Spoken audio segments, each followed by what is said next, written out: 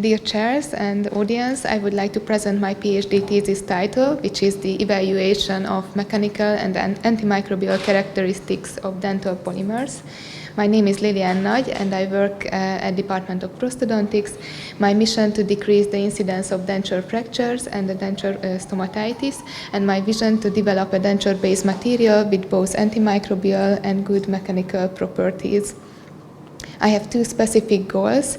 Let's start with the first one, which is the evaluation of flexural strength and antifungal characteristic of polymethyl metacrylate incorporated with silver nanoparticles. Nowadays, 19% of people wear removable dentures, and the most widespread material is the polymethyl metacrylate, but it has some drawbacks, and the most frequent problem is the fracture of the dentures and the denture stomatitis. And this is why we would like to incorporate nanomaterials, and I have chosen the silver nanoparticles because it is proven it has antimicrobial effect. Our aim to assess the effect of silver nanoparticles addition to PMMA on the mechanical and antimicrobial characteristics. Our clinical question: how does incorporating silver nanoparticles affect the flexural strength and antifungal characteristic of dental acrylic resins? The population was the dental acrylic resin. The intervention is the incorporated silver nanoparticles. The control group was the samples without silver nanoparticles, and we had three outcomes: the flexural strength, antifungal effect, and biofilm inhibition. Our hypothesis: the flexural strength and antimicrobial characteristic of dental acrylic resins with silver nanoparticles are superior to the control group.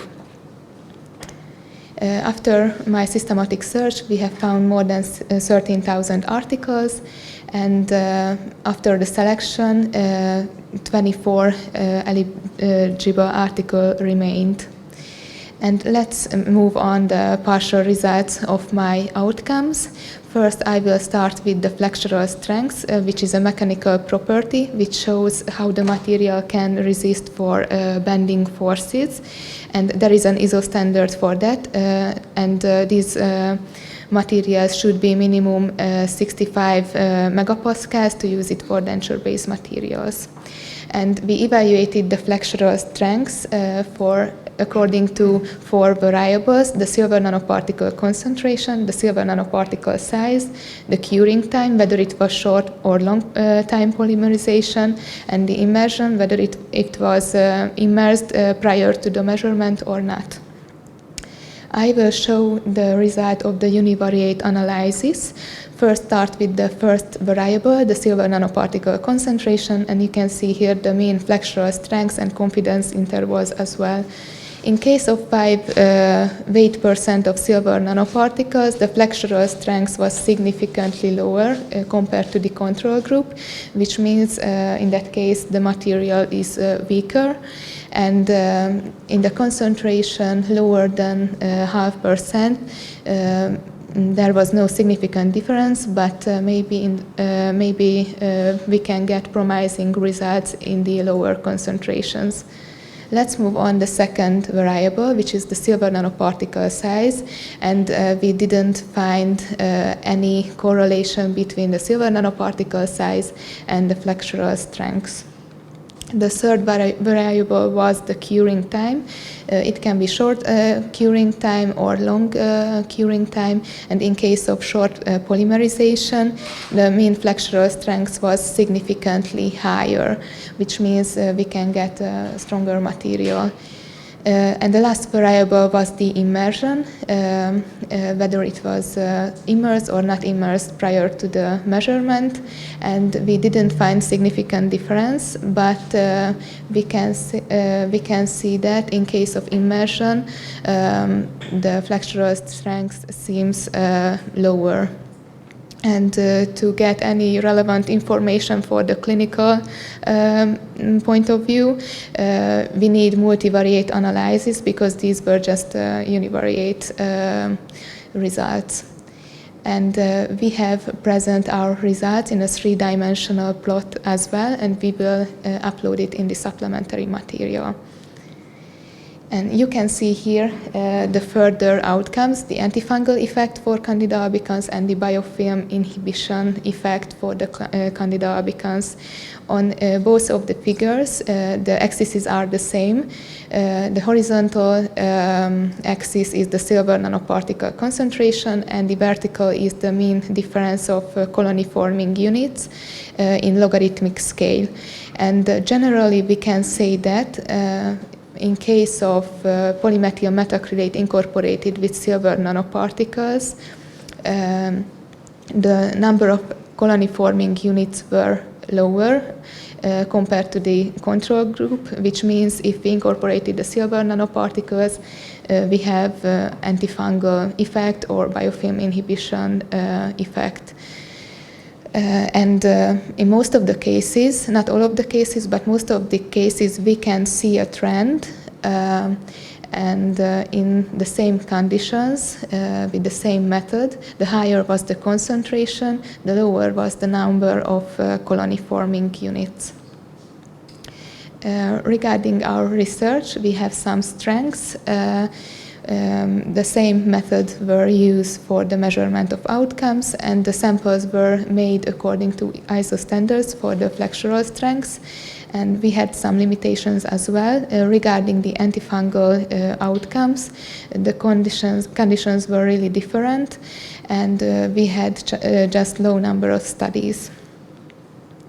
To sum up the conclusion, according to the univariate analysis, 5% of silver nanoparticle results in lower flexural strengths. Below 0.5%, we got clinically promising results. And with short polymerization, the flexural strength is higher. And PMMA incorporated with silver nanoparticle has antifungal and biofilm inhibition effect as well compared to the control group. Concerning the implication for practice, we can only provide clinically relevant implication for flexural strengths after the multivariate analysis, and incorporating of silver nanoparticles to PMMA is suggested to gain antifungal characteristics. And our implication for the research, we would like to develop a standard measurement methods for flexural strengths and antifungal characteristics, and we would like to perform these standard measurements as well with our working group. And in the future, we would like to evaluate other nanoparticles and other bacteria.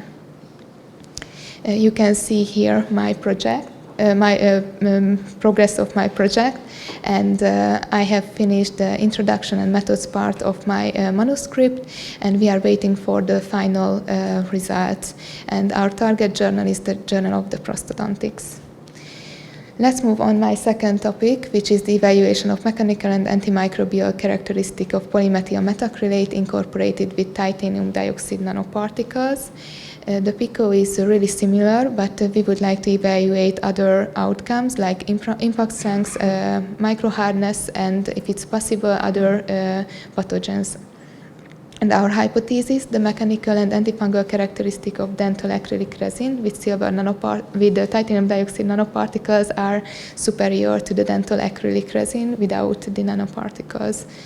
You can see here my preliminary search key, and we are working on the preliminary search, and after that, according to that, we would like to finalize our Prospero registration and continue with the systematic search. To sum up, our submission date for the first project is September, and for the second is January. Thank you for your attention, and I would like to finish my presentation with a quote: "Success is a sum of small efforts repeated day in and day out." Thank you.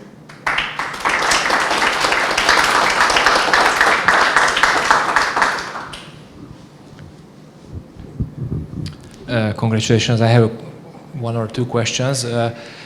Does it make clinically any sense to incorporate silver nanoparticles in the denture material? And if yes, how does it influence the aesthetics of the denture? Thank you for your question. Our main goal was the mechanical and the antimicrobial characteristics, but the aesthetic is also really important. I have checked some articles, but we didn't evaluate the aesthetics. But in the lower concentrations, there was no significant difference compared to the samples without nanoparticles. But in higher concentration, for example, 5% or 10% of silver nanoparticles, there was a significant difference, and the material was brownish or grayish a little bit.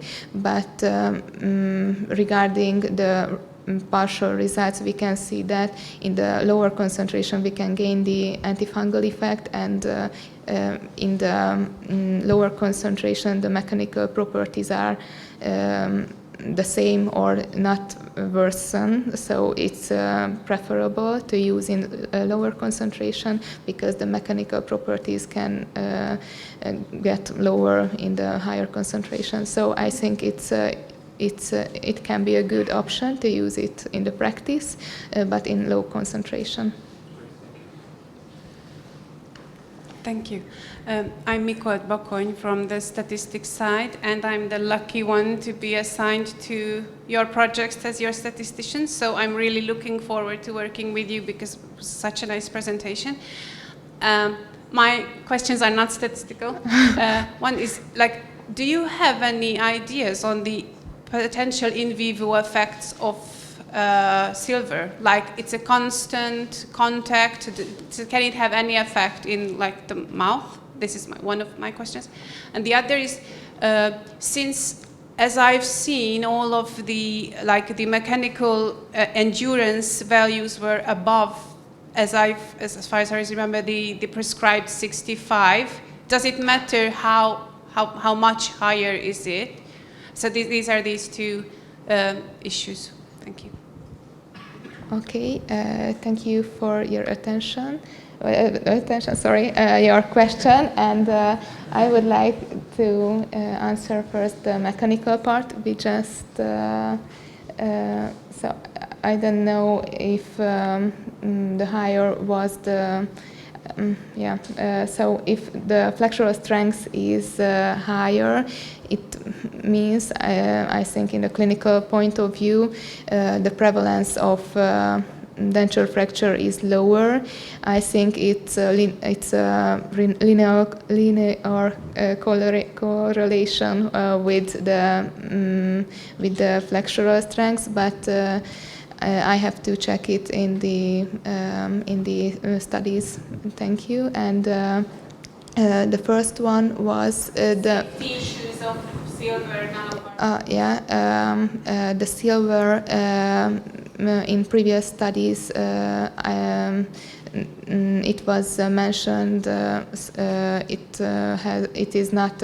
It's a non-toxic material, so it can be used, incorporated in these dental-based materials. Congratulations for your presentation. My question is that in the clinical practice, can you use silver nanoparticle containing PMMA in the everyday life, or is it available on the market or not yet? I think in Hungary it's not available, and I haven't used it in a clinical practice, but our goal is to use it for the clinical part in our research. Thank you. Thanks for your lecture. I have a question regarding the first project. Yeah. You mentioned that one of the main failures of the denture is because the fractures. But what is the cause of the fracture? So it's due to an adequate use, so they fracture in the mouth, or due to some accidents? Yes, thank you for your attention. It can happen because of the use of the denture, or it's tilting, or the fit is not perfect. It can be one reason, and the other is when the patient accidentally drop the denture. but the flexural strength is good for the using failures because there is another mechanical parameter which is the impact strength which examine the impact of sudden and big force. So this is for the dropping of the denture, and flexural strength is for the use. Thank you. Thank you for your presentation, and I'd like to ask that you mention curing time, polymerization. What do you mean under short and long polymerization?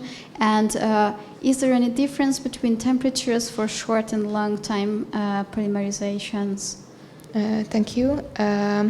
There is an American Dental Association standard for the short time polymerization and the long time polymerization.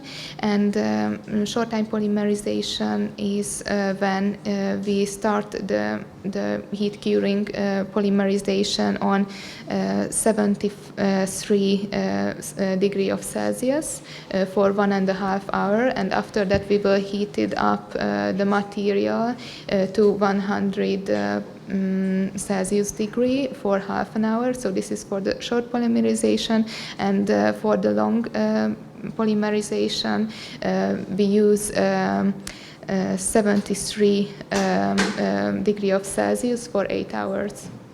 Thank you very much. Thank you.